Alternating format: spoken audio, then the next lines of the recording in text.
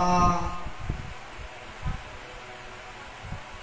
এবং গঙ্গা ধারান্যে যেভাবে জলপ্রবাহ প্রবাহিত হচ্ছে, সেই নীল নদের জল, কপোতাক্ষ নদের জল, তারই তটবর্তীতে আপনারা যেভাবে বসবাস করে চলছে,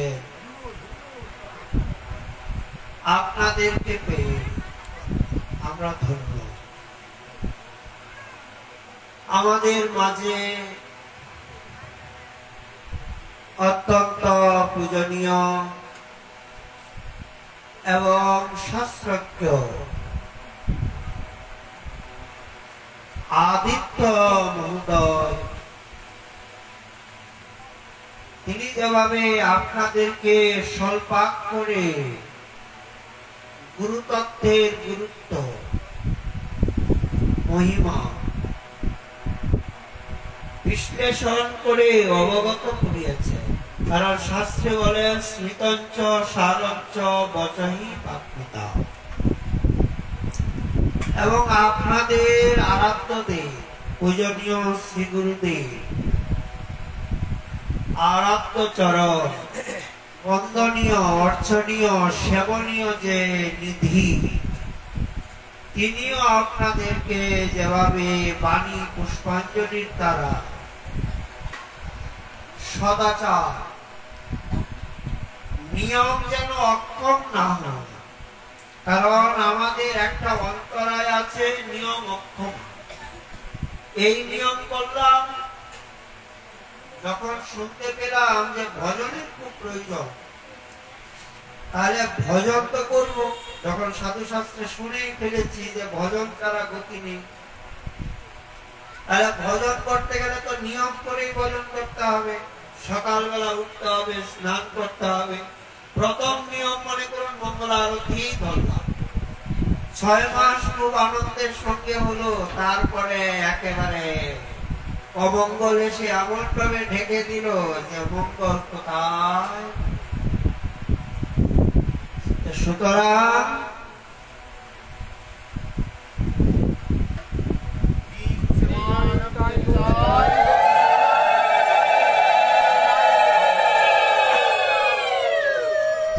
নিয়মকে ত্যাগ করা যাবে না। আমাদের কাছে ভগবানের থেকে নিয়মের বাধ্যবাধকতা সর্বোপরি। রঘুনাথের নিয়ম যেন পাষাণের রেখা। ভজন নিয়ম যদি না থাকে, আমাদের যে রূপ সনাতন, যারা আমাদের সম্প্রদায়ের আচার্য, যাদেরকে উদ্দেশ্য করে, যাদের চরণে শরণাগত হয়ে, যাদের অনুগত হয়ে, আশ্রিত হয়ে, ভাবধারায় অভিভূত হয়ে আমরা ভজন করতে এসেছি, সেই রূপ সনাতনের যে ভজন নিয়ম কবিরাজ গোস্বামীপাদ লিখলেন, এই রূপ সনাতন প্রভু যে আমার, ইহাদের সাধন রীতি শুনিতে চমৎকার। সাধু মানে কোন শরীর নয়, সাধু মানে কোন বংশ মর্যাদা নয়, সাধু মানে কোন ব্যক্তিত্ব বা আবরণাত্মিকা কোন শক্তি নয়। সাধু হচ্ছে একটা জ্বলন্ত আদর্শের দৃষ্টান্ত। কি দৃষ্টান্ত ইনি স্থাপন করেছেন? যে দৃষ্টান্তটা আমরা স্থাপন করতে পারছি না, আমাদের বুদ্ধি, আমাদের জ্ঞান, আমাদের কর্ম, আমাদের বিবেক, আমাদের আচরণ যে বিষয়ের প্রতি অনুধাবিত হতে অসমর্থ, অর্থাৎ ভজন, সেই ভজনে তিনি যেতে পারছেন, আটকে পড়ছে, বাধা। সবাই তো ভজন করতে চায়, বলুন কার ভজন করতে ইচ্ছা নেই? সবাই ভজন করতে চায় কিন্তু পারে না। এই অসুবিধা, ওই অসুবিধা, শারীরিক, মানসিক, পারিপার্শ্বিক, বৌদ্ধিক, কত শত অসুবিধা একের পরে। এইগুলি কেন বলেন? এইগুলি অন্তরায়, অন্তরায় নাহি যায়। এই তো পরম ভয়, অনুক্ষণ ঘের উঠে মনে। আমার অন্তরায় যাচ্ছে না মহারাজ, কি দুর্ভাগ্য। ঘুমটা কমাতে পারছি, কি দুর্ভাগ্য বলুন তো। শুনলাম ভালো কথা, কিন্তু ঘুমটা কি কমাতে পারে? ভজনটা কি? নিদ্রা মানে কি? ঘুম মানে নিদ্রা। নিপূর্বক ধা ধাতু, তার থেকে নিদ্রা শব্দ হয়। নিদ্রা মানে হচ্ছে কুৎসা। ধা ধাতুর অর্থ হচ্ছে কুৎসা, অত্যন্ত নিন্দনীয় কার্য। আপনি বলেন মহারাজ, না ঘুমিয়ে কি মানুষ বাঁচতে পারবে? অবশ্যই ঘুমাতে হবে, এই কথা বলছি। কিন্তু যেমন জগতে নিন্দনীয় কার্য যত কম করা যায় ততই তো ভালো। অনেক সময় নিন্দনীয় কার্য হয়, করতে বাধ্য, কিন্তু গর্হিত নিন্দনীয় কার্য যেন আমার দ্বারা না হয়। একটা নিন্দনীয়, একটা একেবারে অতি নিন্দনীয়, গর্হিত। দেখা যায় কি যে দিনের মধ্যে 14 ঘন্টায় ঘুমায় বলে এটা নিন্দনীয়, 6 ঘন্টা ঘুমায়, 5 ঘন্টা ঘুমায়, এটা নিন্দনীয়। এটা শরীরের জন্য বিশ্রাম, ভগবত বিধান। যেমন বিবাহের বিধান দিয়েছে, সংসার আশ্রম আছে, বিবাহ করলে তো কেউ নিন্দা করবে না। কিন্তু যদি একজন 50টা বিয়ে করে তাহলে ফলের সমালোচনা করবে না। বলে মহারাজ কি ব্যাপার? নিন্দনীয় আর অতি নিন্দনীয়। নিদ্রা যাওয়া প্রয়োজনীয়, কিন্তু অতি নিদ্রা নিন্দনীয়। 12 ঘন্টা 14 ঘন্টা বলে এইটাও বাচ্চারা। এমন ব্যক্তি আছে মাতৃশ জীবের মালান ঝুলি দিলে নিদ্রা আসে, বলে এটা নিন্দনীয় না। হরি কথার আসলে বসলো আর কোথার থেকে যেন নিদ্রা দেবী এসে তার চোখ গুলির মধ্যে আসন করে বসে গেছে। বলে বাবা আর হরি কথা শোনা হলো না, একেবারে নিদ্রায়। এটা নিন্দনীয় নিদ্রা। যে ঘুমাইতে গেল সংকীর্তন হচ্ছে, এক ব্যক্তি তো ভক্তমলে এইরকম দেখা গেছে, দৃষ্টান্তে আছে যে সবার পেছনে এসেছে কীর্তন শুনতে, সবার পেছনে বসেছে। এখন হা করে অনেকে ঘুমান, হা করে ঘুমিয়েছে। আর কীর্তন চলতে চলতে গ্রামের বাড়ি রাত্রের বেলায় শীতের দিন কেরের উপরে বসে কীর্তন শুনছিল। সবাই তো চলে গেল, তার এমন গভীর নিদ্রা, হয়তো কেউ ঠেলা দিয়েছে, সে সারাও পায়নি, অথবা এমনই অবস্থায় কম্বল টম্বল মুড়িয়ে আছে, হা করে আছে। এখন রাত্রের বেলা সে আসতেই চায় না হরি কথা, তার স্ত্রী বহু জোর করে পাঠিয়েছিল। তার স্ত্রী বলছে একদিন তো যাও, হরি কথার যে আস্বাদন, যে স্বাদ, যে সুস্বাদুতা, যে মধুরতা, যে আনন্দ একদিন যদি পাও তাহলে তোমাকে আর কেউ করতে পারবে না। সে আসবে না, জোর করে পাঠালেন। এখন কি হলো এটা অন্যভাবে নিবেন না, ভক্ত বলে যা লেখা আছে তাই বলছি, একটা দৃষ্টান্তে পড়েছি।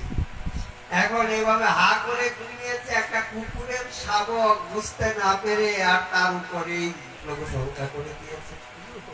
সে তো দেখাওনি, হঠাৎ করে বাড়িতে গেল, তার স্ত্রী বললো কি ব্যাপার, হরি কথা কেমন লাগতো? নুনটা নুনটা লেগেছে, মিষ্টি লাগেনি, নুনটা নুনটা লেগেছে। এইরকম যদি নিদ্রা হয় তাহলে এই নিদ্রা তো নিন্দনীয়ই হবে, দূষণীয়ই হবে, বর্জনীয়ই হবে। এই নিদ্রা কখনো আদরণীয়, বন্দনীয়, পূজনীয় হবে না। অতএব এই জন্য বলা হয়েছে যে অন্তরা, যাদের অতি নিদ্রা, তন্দ্রা, ভয়। অনেকে এসে বলে মহারাজ জি আসলে কি আপনাদের সঙ্গে কথা বলতে খুব ভয় লাগে, ওদের সাথে কথা বলতে নাকি খুব ভয় লাগে। তখন এক মহারাজ জি এসে বলছে আচ্ছা সাধুরা না ব্যাঘ্র, না সিংহ, না হস্তি, এমন কোন তো প্রাণী নয় যে যাদেরকে মানুষ ভয় পায়। এরা তো স্নিগ্ধ, কোমল, সরল, উদার, নির্ভীক। একটা শিশুকেও ভালোবাসে, তাহলে সাধুকে যদি ভয় করেন তাহলে যাবেনটা কোথায়? সাধুকে বলছে শাস্ত্রে হৃদয়ের বন্ধু জানি, বৈষ্ণবের কাছে যেতে হবে নিষ্কপটে। তবে হ্যাঁ, গুরু বৈষ্ণবের কাছে অকপটে, নিষ্কপটে, নিষ্ঠল হয়ে যদি শরণ নিতে পারি, তাহলে কিন্তু তারা আমাদেরকে পরম কৃপাশক্তি সঞ্চার করে শুদ্ধ, পরিশুদ্ধ, বিশুদ্ধ করে দেবে, ধন্য কৃতার্থ করে দেবে। অতএব আমাদের অনেকগুলি অন্তরায় আছে যেগুলি ভক্তির বাদক। এগুলিকে অবিদ্যা, অস্মিতা, রাগ, দেশ, অভিনিবেশ ইত্যাদি বৈয়াকরণিক ভাষা, নৈয়ায়িকগণের ভাষা, সাহিত্যের ভাষায় বিভিন্ন ভাবে বর্ণনা করা হয়। এই অন্তরায়গুলি থেকে আমাদেরকে বাঁচতে হলে কি করতে হবে বললেন? এই সাধু, শাস্ত্র এবং মহতের সঙ্গ, সান্নিধ্য, আশ্রয়, কৃপায় অভিষিক্ত হতে হবে। যদি আমরা মহতের সঙ্গ, সান্নিধ্য, আশ্রয়ে আসতে পারি, জীবনে যদি কোনো ভগবত ভক্তের সঙ্গে আমার মিত্রতা হয়, তাহলে কিন্তু আমি ধন্য, তাহলে কিন্তু আমি কৃতার্থ, তাহলে কিন্তু আমি ঊর্ধ্বগামী, এ বিষয়ে সংশয় নেই। দেখুন, ভাগবতে বৃত্রাসুর রাজ্য কামনা করেনি। ননাত পৃষ্ঠং নত পারমেষ্টং ন সার্বভৌমং ন রসাধিপত্যং ন যোগ সিদ্ধির না পুনর্ভবং বা সমঞ্জসত্ব শরণস্য কাঙ্কে। কিছুই চাইনি, স্বর্গ চায় না, ব্রহ্মার পদ চায় না, পৃথিবীর অধিপতিও হতে চায় না, এমনকি অষ্ট সিদ্ধিও চায় না। বলে তাহলে আপনার কি চান? একটা তো কিছু চান, কিছু তো একটা বাসনা আছে। বলে হ্যাঁ আছে। উত্তম শ্লোক জনেশ সক্য। আপনাদের মতো ভক্তের সঙ্গে মিত্রতা, সখ্যতা, বান্ধবতার কামনা করে। কেন? যদি জীবনে ভগবানের ভক্তের সঙ্গে আমার মিত্রতা হয়, আমার ভগবানের ভক্ত যখন ভজন করবে, যদি প্রকারান্তরে আমার মতো এই পাপহত চিত্তকে, কুটিল, খল,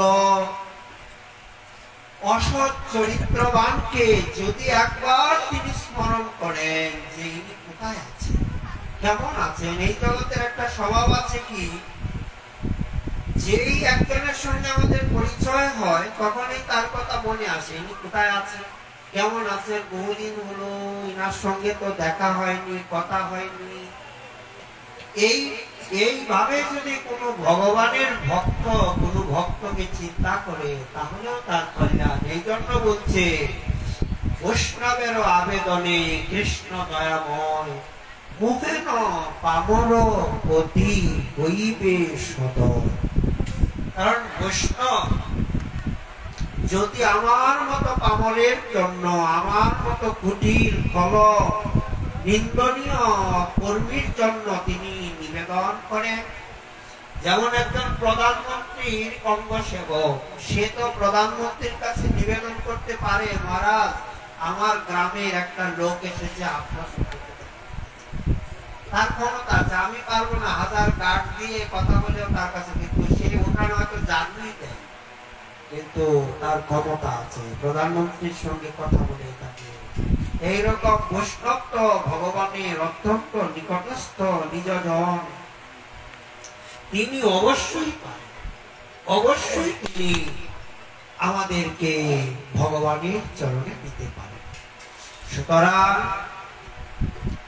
ভজনে যেন আমাদের নিয়ম অক্ষমা আদি দোষ না আসে, যেগুলি আমাদের পরম অন্তরায়।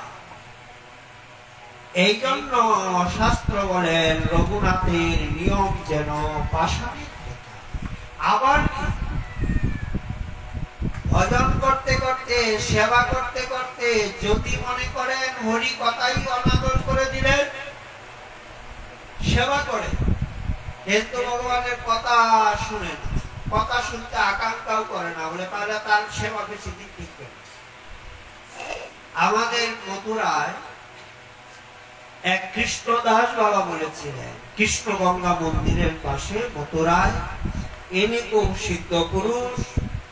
ওনার কাছে এক সেবক এসেছে, বাবা একটু সাধু সেবাও করতেন, দ্বাদশীর দিন কিছু মূর্তি বৈষ্ণবকে রন্ধন করে প্রসাদ খাওয়াতেন, নির্জলা ব্রত করতেন যারা যারা, অথবা তখন অভ্যাগত অতিথিগণকেও প্রসাদ খাওয়াতেন।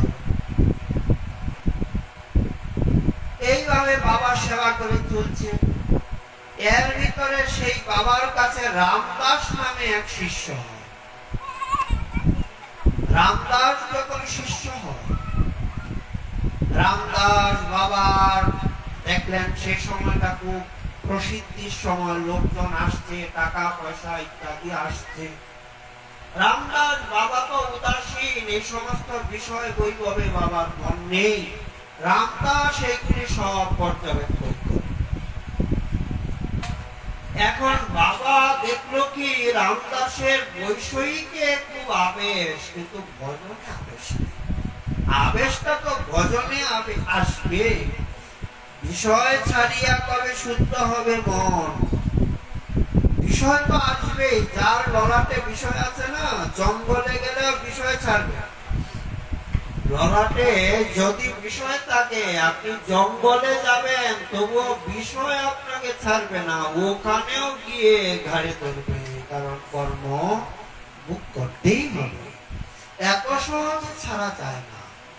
তথাপি রাজপুত্র নরোত্তম যেমন রাজধানীকে ত্যাগ করে বৃক্ষতলকে আশ্রয় করে নিজে সেবাও করছে, আবার ভজনও করছে।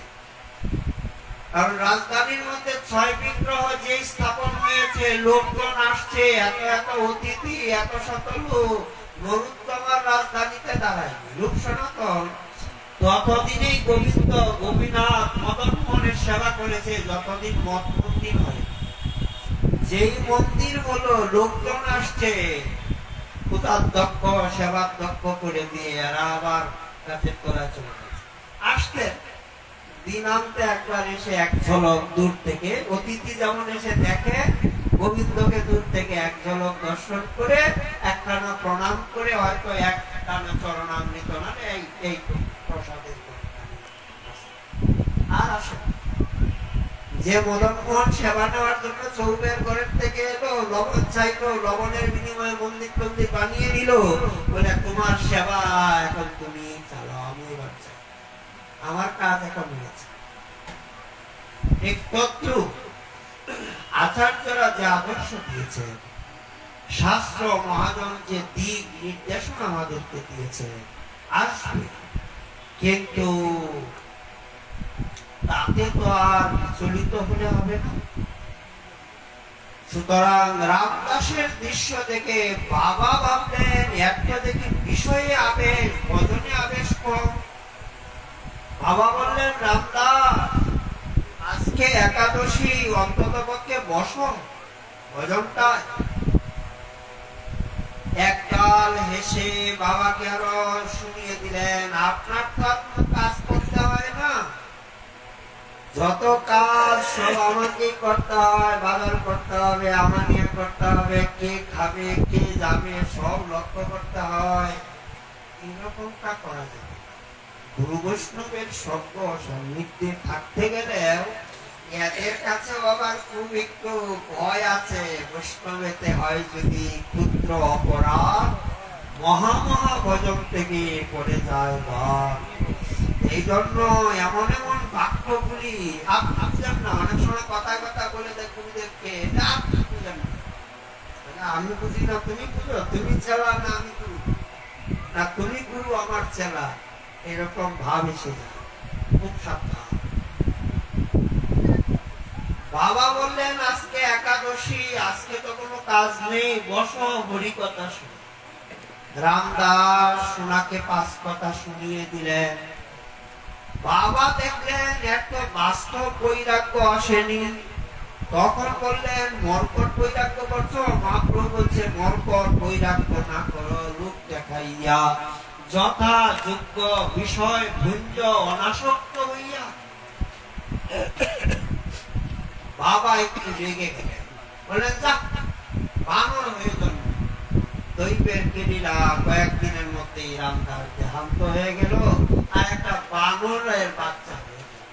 এখন অনুভূতিতে এসেছে জাতিস্ম।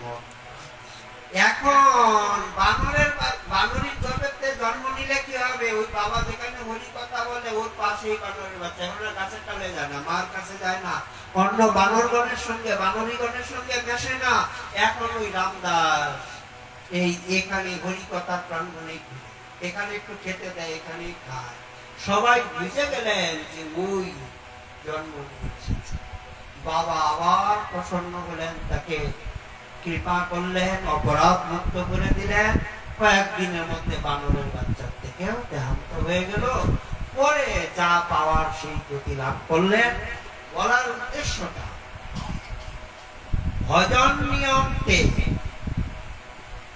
6 প্রকার যে বলছে, অত্যাহার, বৃতাশ্রম, বৃতা বহু কথা, ভজন নিয়ম ত্যাগ, জনসঙ্গ তথা, এই 6 যদি থাকে তাহলে ভক্তি, উৎসাহ, উত্তমতা কখনোই চিত্তে এসে উদিত হবে না।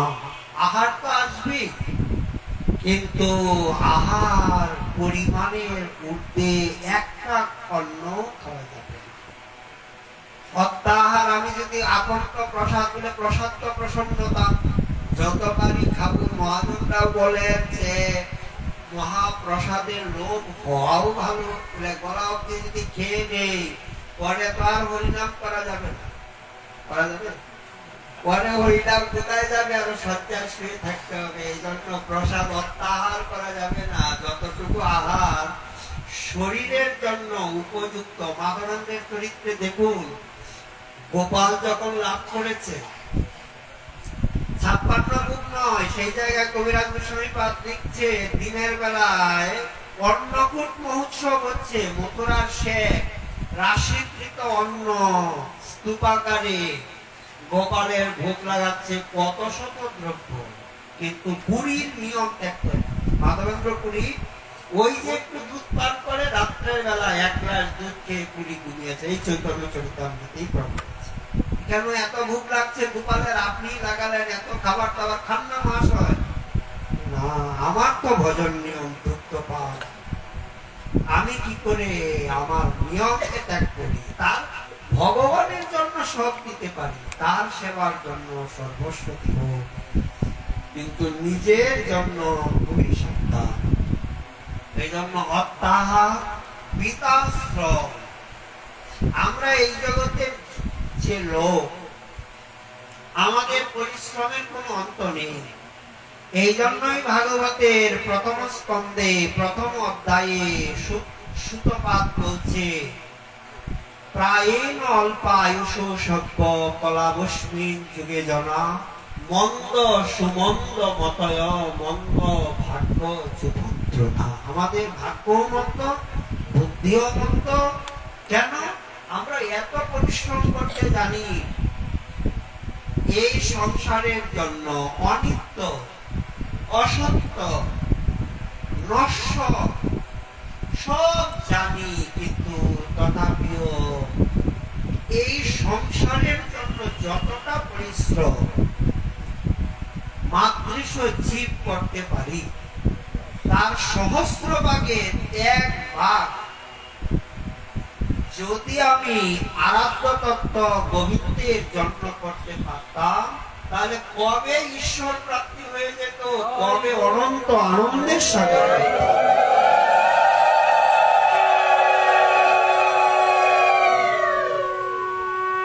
কেন পারি না? বললেন দেখুন কি করে পারবো। অর্থাৎ ভয়ঙ্কর গ্রামের বাড়িতে আছেন তো, বড় বড় বিষাক্ত সাপ, এমন এমন সর্প আছে যেগুলির গায়ের শ্বাসটা লাগলেও মানুষ মূর্ছিত হয়ে যায়, অচেতন, ভয়ঙ্কর বিষাক্ত। এই সাপের বিষ যদি গায়ে না থাকে না, তাহলে ওর কোনো দাম নেই, ও তখন নিস্তেজ হয়ে যায়। কিন্তু যত বিষ পারে তার কত আনন্দ, কত উৎফুল্লতা, কত তার যে ভাব, কে দেখে তার পরিমা। ঠিক তদ্রূপ মাতৃষ্ণ জীবের একই গতি। অর্থাৎ বিষয় যত আমাকে আশ্রয় করে ততই আমার আনন্দ, ততই আমার সুখ, ততই শান্তি। কিন্তু যদি না থাকে তাহলে দুঃখ, বেদনা, কেন যেন এক হাহাকার, অনুতাপ, অনুশোচনা আমাকে এসে গ্রাস করে। সুতরাং এই জন্য পরিশ্রম তো করতেই হবে, কিন্তু 24 ঘন্টার মধ্যে অন্তত পক্ষে 1 ঘন্টা সময় তো ঈশ্বর আরাধনার জন্য নির্ভীক চিত্তে দিতে হবে। কারণ ব্যগ্র চিত্তে হতেও যখন পদ্মপুরাণ বলছে, চিত্ত যদি ব্যগ্র থাকে, এই কাজ ওই কাজ, ওই করতে হবে, ওই করতে হবে, তাহলে ব্যগ্র চিত্তে হতেও যখন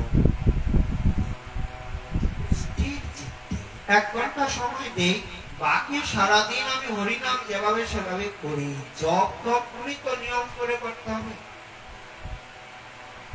23 ঘন্টা সংসারকে দিলাম, 1 ঘন্টা যিনি সংসারের ঊর্ধ্বে, যিনি অনন্ত জগতের অধীশ্বর, যিনি আমাকে জন্ম দিয়েছেন, মৃত্যুর পরে যিনি আমাকে আশ্রয় দিবেন, যার কৃপায় আমি সুখ শান্তি অবগত হতে পারবো, সেই তত্ত্ব। সুতরাং তার জন্যই আমরা বলছি যে অত্যাহার, পিতাশ্রম, পিতা বহু কথা। আমাদের আয়ু হরণ হচ্ছে কেন জানে? কলির জীবে পরমায়ু 120 বছর গ্রন্থে লেখা, এখন 60 বছর 70 বছর গড় সংখ্যা হিসেবে। কেন আয়ু হরণ হয়ে যাচ্ছে? এই পিতা কথা কাল আমাদের আয়ুগুলিকে হরণ করছে।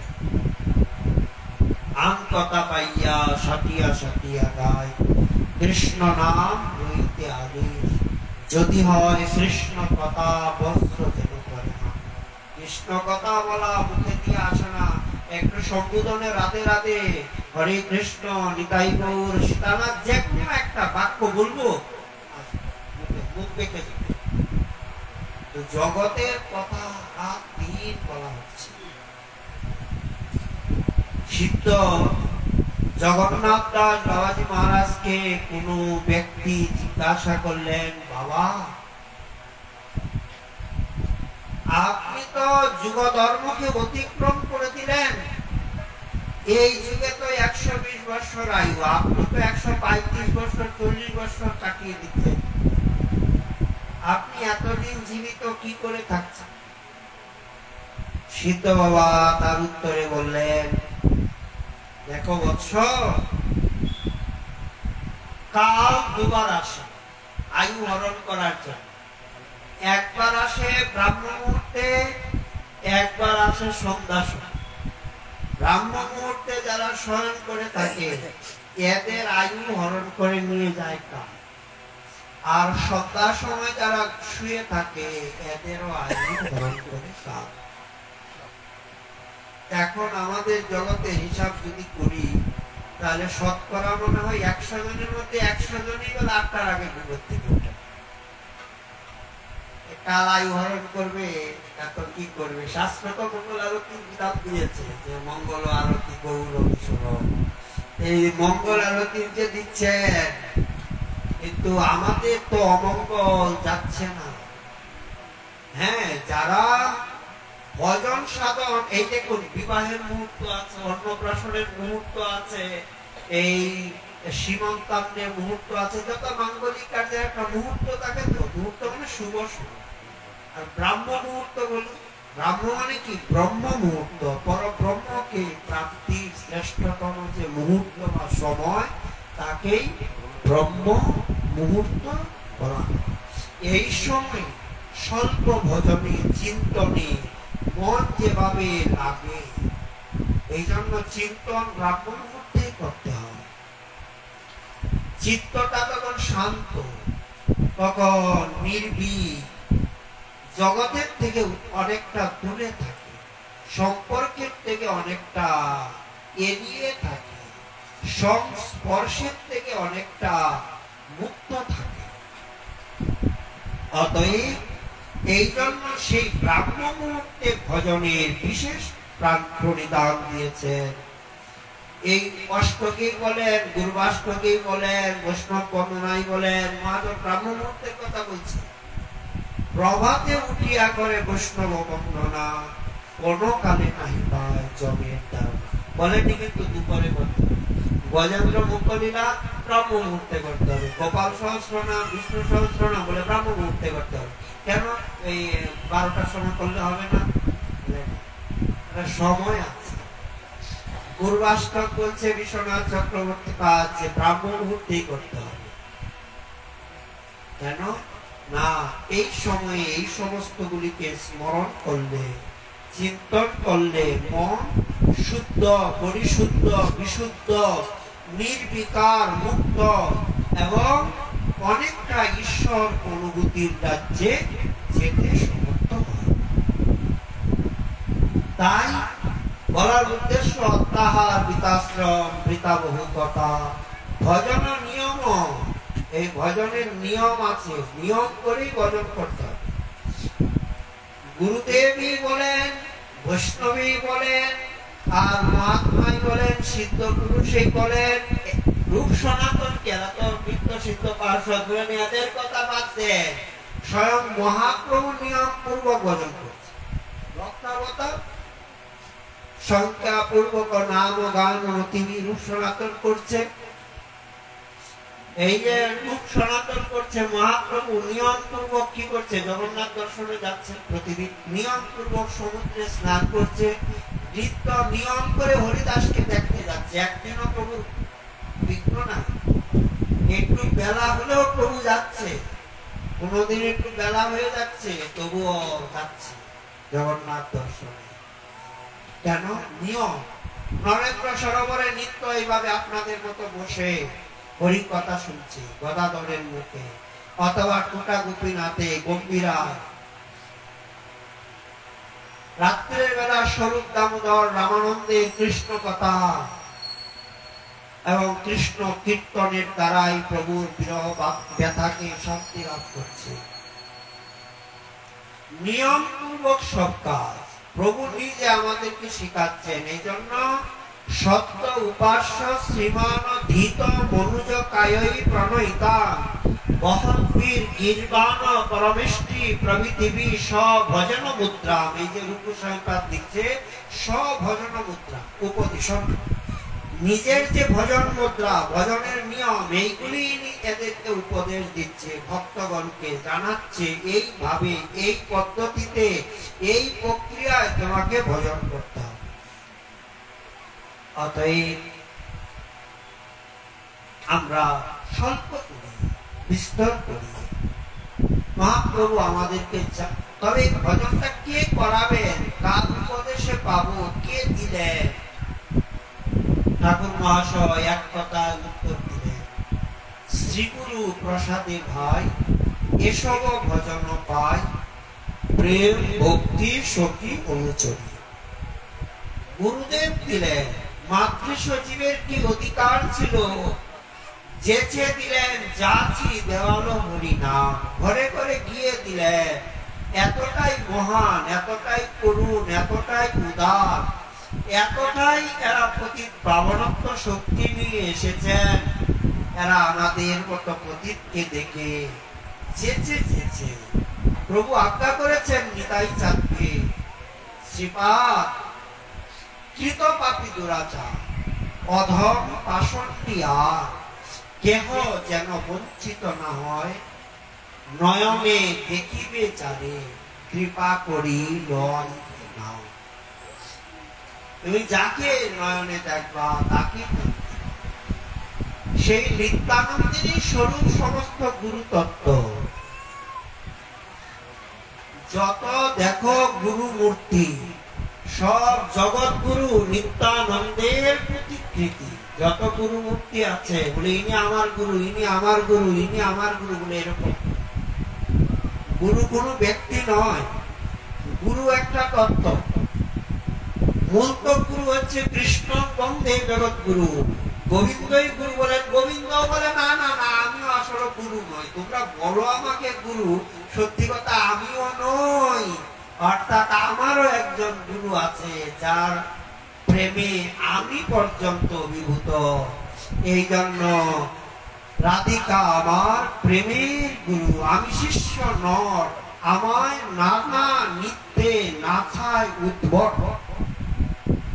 গোবিন্দ লীলামৃতে কবিরাজ গোসাইপাদ লিখছে, কস্মাৎ বিন্দে প্রিয় সখী হরে পাদ মূলাৎ কুত অসৌ কুণ্ডারণ্যে কিমিহং কুরুতে নিত্য শিক্ষাং গুরু ক। একদিন বৃন্দা আসছে মধ্যাহ্নকালে, তুলসী রাধা কুণ্ডের থেকে, রাধারানী যাচ্ছেন কুণ্ডের দিকে, সহসা বৃন্দার সঙ্গে রাধার সংবাদ। বৃন্দা জিজ্ঞাসা করছে রাধা বৃন্দাকে, কস্মাৎ বৃন্দে, হে বৃন্দে কোথা থেকে এসেছ? প্রিয় সখী বৃন্দে বললেন কুণ্ডারণ্যে, রাধা কুণ্ডের বনের থেকে আসছে। আমার প্রাণনাথকে দেখেছো? অবশ্যই। কোথায়? বলে তিনি কুণ্ডারণ্যে আছে। বলে তিনি সেখানে কি করছে? বলে নিত্য শিক্ষাং করিতে। শব্দটা দিয়েছে নিত্য শিক্ষা। আচ্ছা, যদি নিত্য শেখেন তাহলে তাকে একজন গুরু দরকার। যদি নিত্য পড়ছেন বলতো তাহলে গুরু দরকার ছিল না। এরা নিত্য শিক্ষা করিতে, শিক্ষা শব্দটা আছে যখন, তাহলে গুরু যারা শিখবে কি করে? তাহলে কে গুরু? নিত্য শিক্ষা করছে গুরুকে। বললেন তং তং প্রতিমূর্তি, এই যে তোমার এই প্রতিভূ রাধাকুণ্ডের তটে যত বৃক্ষ, এইগুলি তো সব তোমারই স্বরূপ। একে গুরু করে, তোমার স্বরূপকে গুরু করে এদের কাছ থেকে আর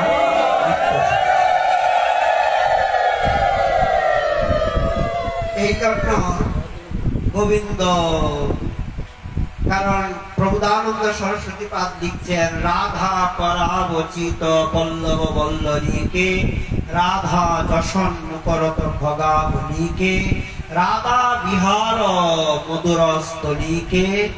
এই যে বৃন্দাবন, বৃন্দাবনের যত বৃক্ষগুলি, সমস্ত পাতাগুলি রাধারানীর এই হাতের দ্বারা স্পর্শীকৃত।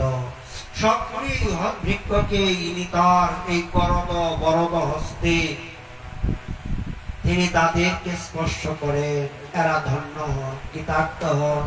সেখানকার অলিতে গলিতে সর্বদা তিনি বিচরণ করেন। ওখানকার অলিপুর পক্ষীগণ তারা সব সময় রাধা গুণগাতাই কীর্তন করে। সুতরাং এই যে মধুময় বৃন্দাবন, সেখানে গোবিন্দ পর্যন্ত অভিভূত হয়ে বলেন ওখানকার বৃক্ষগুলি আমার গুরু, কারণ এরা রাধারানীর অনুগত, আশ্রিত, রাধা ভাবনায় বিবাহিত, রাধাময় এদের হৃদয়। ওখানকার লতাগুলি পর্যন্ত, পাখিগুলি পর্যন্ত ওরা রাধার বিপক্ষে গেলে স্বামীর পক্ষে কিছুই ইঙ্গিত করে না। লতাগুলি পর্যন্ত যদি কোনদিন রাধারানী কোন কুঞ্জে লুকায়িত হন, মাধব যদি তাকে অন্বেষণ করেন, এরা বুঝতে দেয় না। কিন্তু যদি মাধব কোথাও লুকায়িত হয়, লতাগুলি লড়তে লড়তে বুঝিয়ে দেন এই দিকে আছে। লতাগুলি ইঙ্গিত করে দেন যে এই দিকে আছে। এতটা এরা রাধার অনুগত, রাধাগত চিত্ত। সুতরাং তাহলে এই আমার গুরু তোমার গুরু বলেন মদাত্মা সর্বভূতাত্মা, মদ গুরু শ্রী জগৎ গুরু। তাহলে আমার গুরু, যিনি আমার গুরুকে সম্মান করতে জানেন, তিনি তো সকলের গুরুকে সম্মান সকলের গুরুকে সম্মান করবে। কারণ গুরু তো কোনো ব্যক্তি নয়, একটা তত্ত্ব। এই জন্য এই চৈতন্য চরিতামৃতের যে উপাদান তত্ত্ব, এর ভিতরে ৬টা বিষয় কবিরাজ গোসাইপাদ বলছে। প্রথমেই বলছে কৃষ্ণ গুরুদ্বয়, ভক্ত অবতার প্রকাশ শক্তি। এই 6টা তত্ত্ব প্রথমেই হচ্ছে কৃষ্ণ, তারই থেকে দুটা ভাগ হয়ে এসেছে, একটা দীক্ষাগুরু, একটা শিক্ষাগুরু। এই কৃষ্ণের থেকে এরাও তত্ত্ব, গুরু তত্ত্ব। আর গুরু তত্ত্বেরই হচ্ছে গুরুত্ব সাধন ভজন ক্ষেত্রে। গুরু তত্ত্বের উপরে সর্বোপরি গুরুত্ব স্থাপন করা হয়েছে। গুরু মানে কি? অত্যন্ত অজর, অত্যন্ত যে ভারী যে বস্তুটা, সেই তত্ত্ব, যে তত্ত্ব আমাদেরকে মহান মহনীয় চরণ গোবিন্দ দর্শন করাতে সমর্থ। তাহলে এই গুরুর ভিতরে প্রথমেই হচ্ছে দীক্ষা গুরু, পাদপদ্ম, শিক্ষা গুরু। কিন্তু শ্রীজীবের ভাষায় ভক্তি সন্দর্ভে শ্রীজীব বলছেন গুরু 3 প্রকার। প্রথম গুরু বলছেন শ্রবণ গুরু। যে ভক্ত হয় কাউকে না কাউকে সে অবশ্যই শ্রবণ গুরু রূপে আগে বরণ করেছে, কারণ হরিকথার আসলে আসেনি, ভক্তের মুখে কৃষ্ণ কথা শুনেনি আর ভক্ত হয়ে গেছে, এইরকম আগে তাকে ভগবানের কথা শুনতে হবে। দেবাদিদেব মহাদেব পর্যন্ত কৃষ্ণ কথা শুনেন, নারদাদি মুনিগণ কৃষ্ণ কথা শুনে, চতুষণ গিয়ে অনন্তের মুখে কৃষ্ণ কথা শুনে। তাহলে শুনতে হয়। এই জন্য প্রথম গুরু হচ্ছে শ্রবণ গুরু, যার কাছ থেকে জীবনে প্রথম একটা হলেও কৃষ্ণ কথা শুনেছি, বা এই অদ্যাবধি যাদের মুখ থেকে হরি কথা শ্রবণ করে চলছি, যাদের কথামৃত প্রবাহে মাদৃশ জীবের সংশয়াত্মক যে চিত্ত, মন, বুদ্ধি, বিবেক, এইগুলি দূরীভূত হচ্ছে, যাদের সঙ্গ সান্নিধ্য সাহচর্যের প্রভাবে আমার হৃদয়ের উপরে যে প্রাসাদ নির্মাণ করেছিল অহংকার, অভিমান, অসৎসঙ্গের, সেই প্রাসাদগুলি ধ্বংস হচ্ছে, দূরীভূত হচ্ছে। তাদের এই আপনাদের মতো সদয় হৃদয়, সদয় আশয় মহানুভব বৈষ্ণবগণের সঙ্গে সান্নিধ্যে সাহচর্যে মাদৃশ জীবের হৃদয়ে যে অভিমানের পাহাড় ছিল, অহংকারের পর্বত ছিল, তা ধ্বংসীভূত হচ্ছে। কারণ একমাত্র সাধু সঙ্গে এটা হতে পারে, অন্যত্র নয়। বৈষ্ণব কি করেন? অভিমান অহংকারকে দূরীভূত করে দেয়। কত বড় আমাদের আচার্যদের মহান চরিত্র দেখুন। কবিরাজ গোস্বামীপাদ, যার গ্রন্থ লিখছি, ইনি কত বড় মহান আচার্য হয়ে বলছেন কি, যে জগাই মাদাই হইতে মুইসে লঘিষ্ঠ, পুরুষের কীট হইতে মুইসে লঘিষ্ঠ, মোর নাম লয় যেই তার পাপ হয়, মোর নাম শুনে যেই তার পুণ্যক্ষয়। এত বড় আচার্য হয়ে এত ছোট কথা? হ্যাঁ, এটাই মহান মহিয়ান চরমতর স্তরের একটা দৃষ্টান্ত। তার জন্য এই যে বলছেন কবিরাজ গোস্বামীপাদ, পুলিশের কীট হইতে মুইসে লঘিষ্ঠ, এর একটা দৃষ্টান্ত আমাদের পরমেষ্ঠী গুরুদেব পূজ্য বিহারী দাস বাবা মহারাজ দিতেন। গুরু মহারাজ বহুবার পাঠে শুনিয়েছেন। সেটাই বলছি যে অভিমান অহংকার থেকে কতটা নিচে কিভাবে নামতে হয়, তার দৃষ্টান্ত মহাজন যেভাবে দিয়েছে। এক সময় বৃন্দাবনে এক উচ্চ শিক্ষিত, উচ্চ বংশে জাত, ধনদান্যে পরিপূর্ণ দর্শনদারী বিগ্রহ গিয়ে উপস্থিত হলেন, বাস করছে। কিন্তু দীক্ষা নিতে পারছে, যার কাছে যাচ্ছে, আরে ইনি তো ছোট বর্ণের, আমার থেকে জাতিতে ছোট, আরে ইনি তো আমার থেকে পড়াশোনায় হীন, আরে দেখতে তো আমার মতো নয়, একটা না একটা পারে। একদিন এক সিদ্ধ পুরুষের কাছে গিয়ে উপস্থিত। সিদ্ধ পুরুষ জিজ্ঞাসা করলেন, কে তুমি, কোথা থেকে এসেছো, তোমার গুরুদেবের নাম? বৈষ্ণব জগতে প্রথম পরিচয় হলো গুরু পরিচয়, পিতামাতার পরিচয়। তোমার কে বাবা, কোথায় বাড়ি, কোথায় কি কর্তা, এইগুলি তো সব জড় সম্পর্ক, জাগতিক সম্পর্ক। এই সম্পর্ক কখনো পারমার্থিক ভূমিতে কাজ করে না, কারণ এত সব ছাড়িয়ার বর্ণাশ্রম ধর্ম অকিঞ্চন হইয়া লয় কৃষ্ণই শরণ। তাহলে তোমার গুরুদেব মৌন হয়ে গেল। মহারাজজি, আসলে কি এখনো তো গুরুকরণ করতে পারিনি, দীক্ষা নিতে পারিনি। একই কথা, দীক্ষা নিতে পারিনি বলতে? বলে দীক্ষা নিতে পারিনি, আমি কোথাও কেমন উপযুক্ত গুরু খুঁজে পাচ্ছি। এই কথা শুনলে বৃদ্ধ ব্যক্তি একটু রেগে গেলেন। বয়স্ক, প্রাচীন, সিদ্ধ, ভজন অনুভূতি সম্পন্ন। তিনি বললেন, কি বলছো?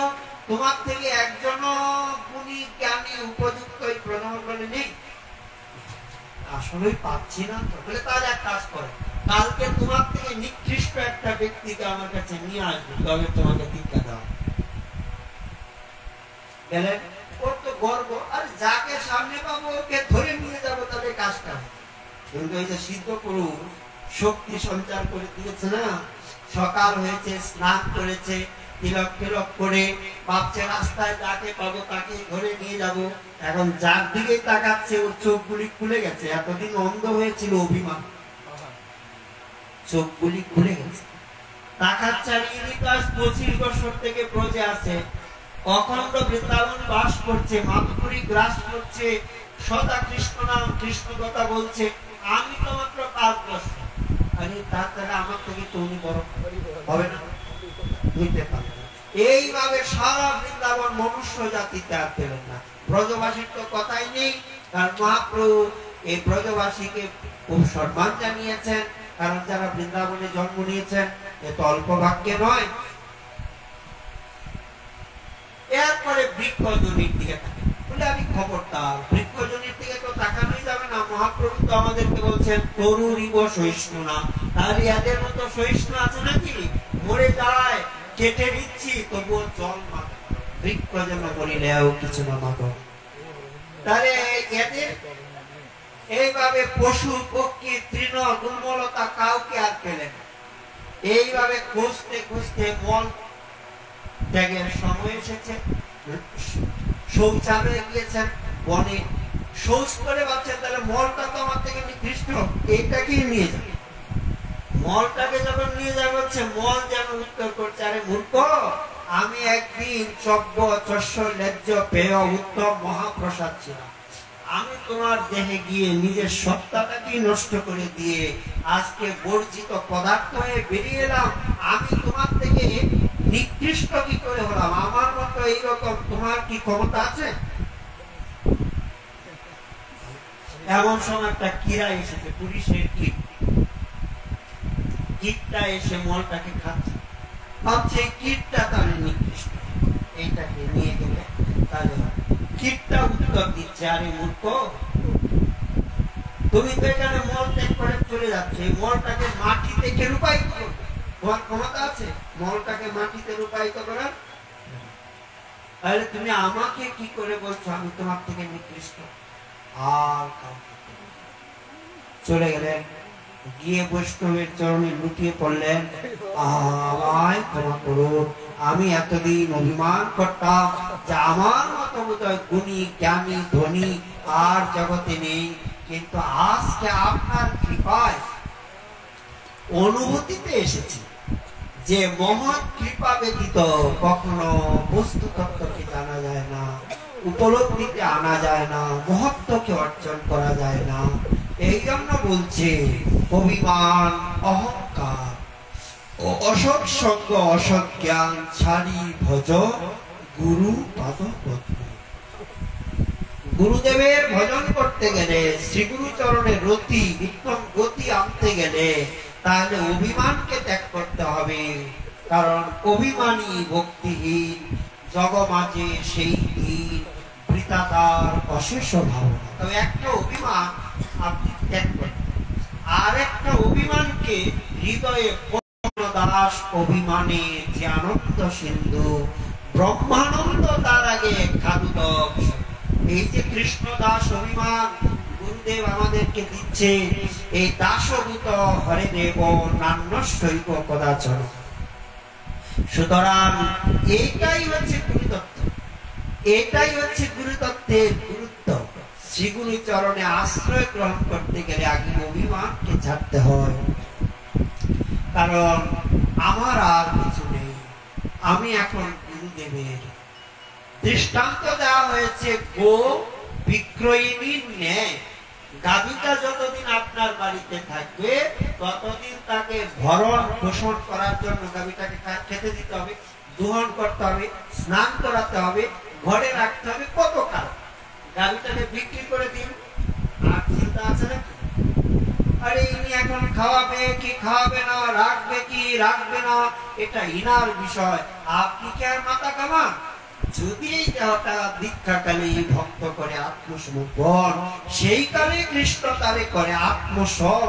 তাহলে দেহটা যদি আত্মসমর্পণ করে দিলাম, আত্মসমর্পণ করে তাকে বলে, ওই জায়গায় ওই গো বিক্রয়ণী ন্যায়টা প্রযুক্ত দেখিয়ে দিয়েছে। দেহটাকে সমর্পণ করে দেওয়া হয়েছে গুরুচরণে। এখন তো ইনি আমার অভিভাবক, গুরুদেব যা আদেশ দিবেন, উপদেশ দিবেন, তিনি যেভাবে বলবেন আমি সেইভাবেই চলবো। তবে মায়া পিশাচি পলাবে, তাহলে আমাকে ছাড়বে। গুরুদেবের যে উপদেশ, শ্রীগুরু গুরুমুখ পদ্ম বাক্য, হৃদয়ে করিয়া ঐক্য, আর না করিও মনে আস। গুরুদেব যে উপদেশ দিবেন, তবে হ্যাঁ এখানে একটু বিষয় আছে।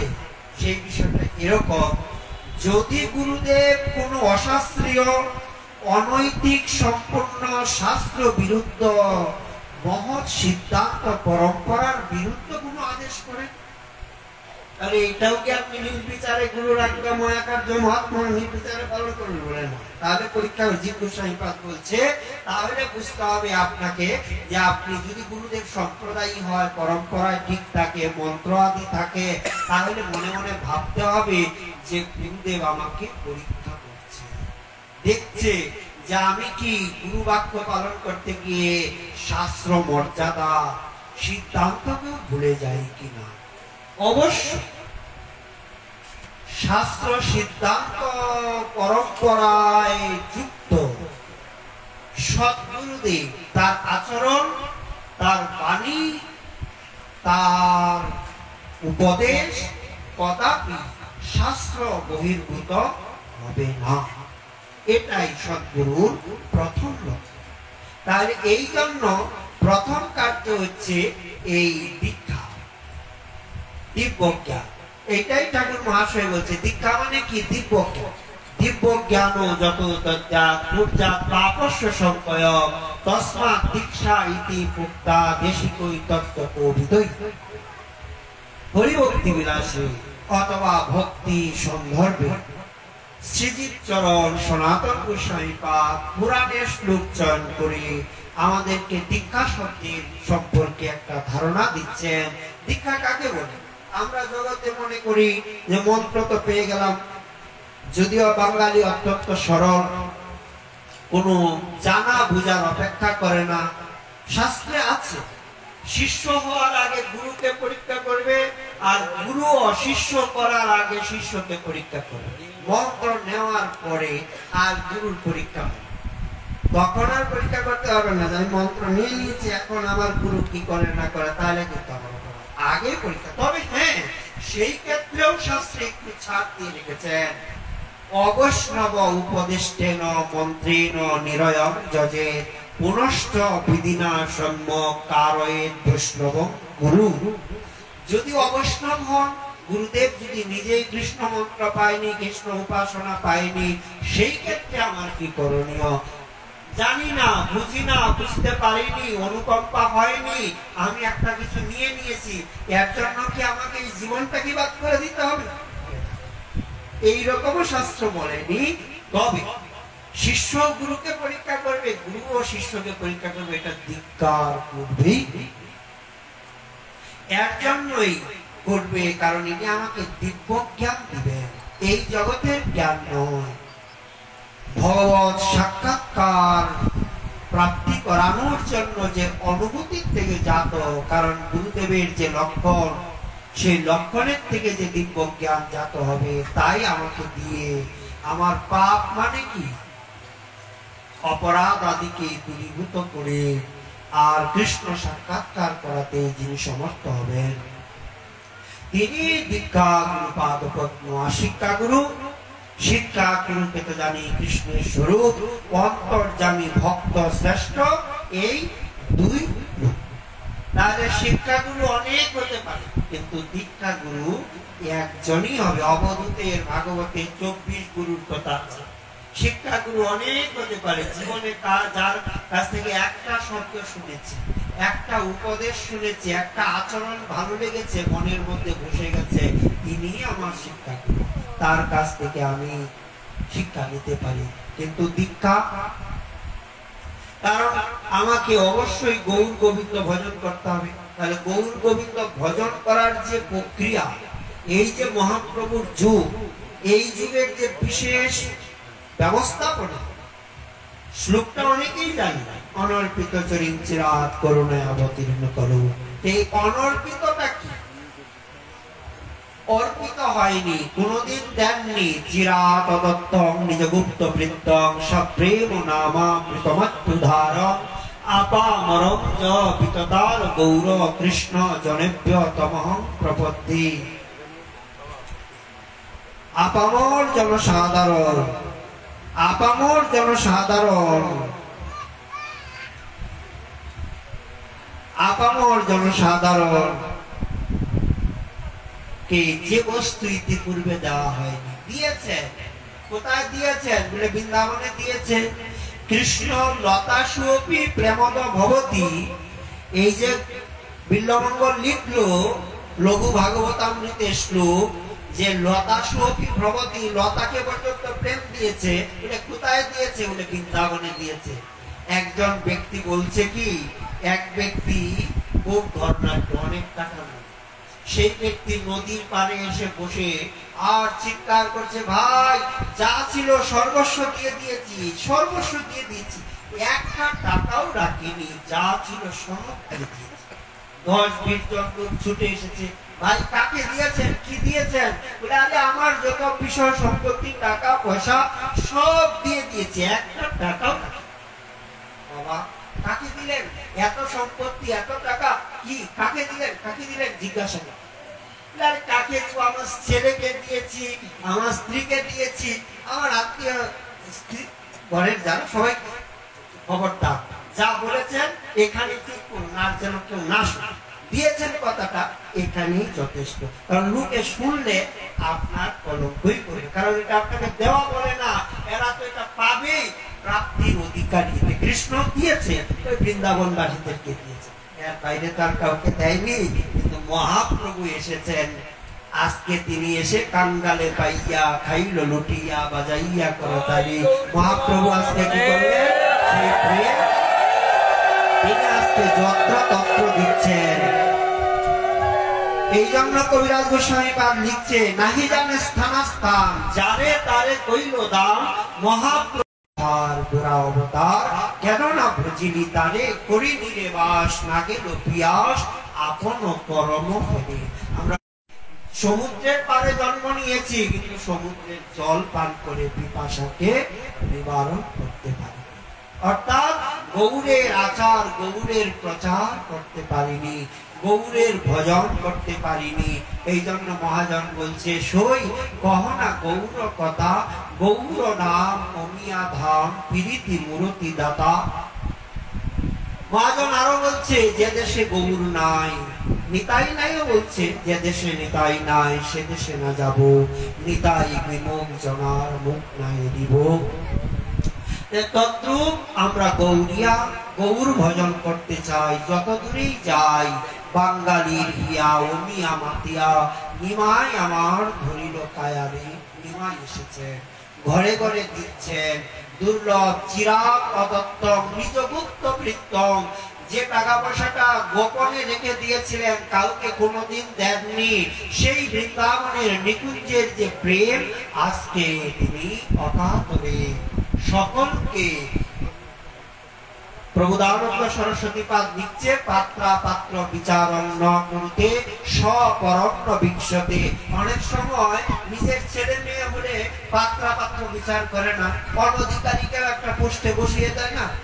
রাজার ছেলে রাজা হবে, ছেলে তো লেখাপড়াও জানে না, জ্ঞান নেই, বুদ্ধি নেই, কিন্তু পরম্পরা আছে, বসিয়ে দিয়েছে। যেমন ধৃতরাষ্ট্র অন্ধ হলে কি হবে, বসিয়ে দিয়েছে, পরম্পরা, রাজবংশ, অন্ধ তো দেখে না, ঠিক তো।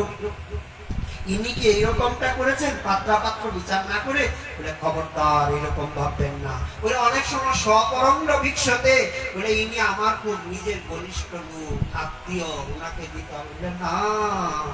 স্বপরঙ্গ ভিক্ষতে দেয়া দেয়ঙ্গ বিমর্শক, দেওয়া যাবে কি দেওয়া যাবে না এই বিচারটুকু করেননি, অকাতরে সকলকে দিতে এসেছেন। তাই আমরা ধন্য করি যুগে এসেছি, আপনাদেরকে পেয়েছি। সত্যি কথা কি, এক এক মধ্যাহ্ন কাল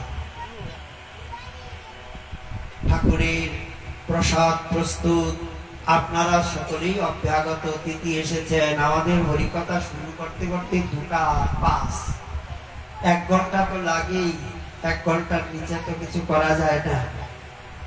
তবুও মঙ্গলাচরণ একেবারে সংক্ষিপ্ত সূত্রে বলে আপনাদের সামনে 2-1টি কথা, এতদূর বলার উদ্দেশ্য যা, উপসংহার সমাপ্ত, পরিসমাপ্তিতে এটাই নিবেদন। আপনারা এত সুন্দর পরিবেশে আছেন, আমাদের সমাজের দুরবস্থা ঘনিয়ে এসেছে। আমরা যদি সচেতন না হই, স্বাবলম্বী না হই, ধর্মের উপর নির্ভরশীল না হই, ধর্মের ধ্বজাতে আশ্রয় না নেই, তাহলে আর আমাদের রক্ষা নেই। যেমন ভয়ঙ্কর বৃষ্টি আকাশে চেপেছে, আপনাকে ছাতার তলে তো থাকতে হবে, না হলে তো সারা শরীর ভিজিয়ে দিবে। আষাঢ় মাসের বৃষ্টি ভালো নয়, ভিজলে কিন্তু আর বাঁচার উপায় নেই, ছাতার ছত্র তলে আসতে হবে, অবশ্যই ধর্মরূপী ধ্বজার নিচে আসতে হবে। এতদিন যা করেছি ভুলে যেতে হবে, সনাতনী সংস্কৃতিকে আশ্রয় নিতে হবে। গীতা হরিনামের অবলম্বনে, তুলসী বৈষ্ণবের সঙ্গ সান্নিধ্যে আমাদেরকে স্বাবলম্বী হতে হবে। কারণ এত কথা যা বলেছি পূর্বে, আপনারা কেউ হয়তো বুঝবেন, কেউ হয়তো বুঝবেন না, কারণ এসব সিদ্ধান্ত হয় আম্রের পল্লব, ভক্তগণ কোকিলের সর্বদা বল্লভ, অভক্ত অষ্টেরিতে নাহিক প্রবেশ। সুতরাং সবাই তো সব জায়গায় প্রবেশ অধিকার হয় না। আমাদের একটাই কথা, আমাদেরকে এখন এক জায়গায় আসতে হবে, এক ছত্রে বসতে হবে।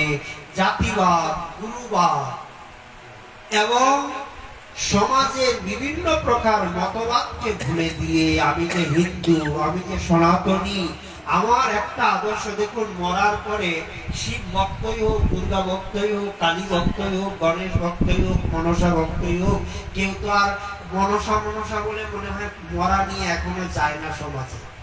জয় মনসা, জয় মনসা, জয় কালী বলে আসলে তত মরা নিয়ে যায় না, মরার সময় হরিবোল হরিবোল বলেই যায়, এখনো একটু বোধহয় আছে। এই জন্য মরার সময় যখন আমরা হরিবোল বলি, তাহলে জীবিত থাকতে মহাপ্রভু আমাদেরকে হরিনাম দিয়েছে, হরির ছত্র ছায়া আসতে পারি। আর যত ধর্মগ্রন্থ এত তো আমরা পড়তে পারবো না, গীতাকে যদি আশ্রয় করি, গীতা সুগীতা কিম অন্য শাস্ত্র বিস্তরই, যা স্বয়ং পদ্মনাভস্য মুখপদ্ম বিনিশ্চিতা। এই জন্য গীতা তুলসীকে আশ্রয় করি, কণ্ঠে অন্তত পক্ষে শিশুকাল থেকে একটা করে মালা ঝুলিয়ে দেই। অন্তত পক্ষে বিশ্বাস হোক যে আমরা হিন্দু, আমরা সনাতনী, মরবো, মৃত্যু হবে, ভয় কিসের, অমৃতস্য পুত্রা স্বধর্মে নিধনং শ্রেয় পরৌ ধর্ম ভয়াবহ। এই আত্মবিশ্বাসের সঙ্গে যেন আমরা চলতে পারি। আপনাদের অনেক সময় অতিক্রম করে দিয়েছি। আমার নিতাই এসে আর পেছনের থেকে বড় বড় চোখ করে তাকাচ্ছে, বাবা বলে এখন আর সাধু বাবা তো পাঠ শেষ করে না। যাই হোক, আমাদের কথা এখানে ইতি। আপনাদের চরণান্তিকে স্মরণ, যদি আবার কখনো দর্শন হয় সেই সময় বিস্তারিত আলোচনা করা হবে। আজকের মতো আমাদের কথা এখানে বিশ্রাম। জয় সচিনন্দন, জয় গৌর হরি, বিষ্ণু প্রিয়ার কামনাথ হরি হরি। জয় জয় শ্রী রাধে শ্যাম নিতাই গৌর হরি বল, নিতাই গৌর হরি বল, নিতাই গৌর হরি বল। বলিয়ে ভাগবত ভগবান की, উপস্থিত সন্ত মহান্ত সমাজ की, আপন আপন শ্রী গুরুদেব की।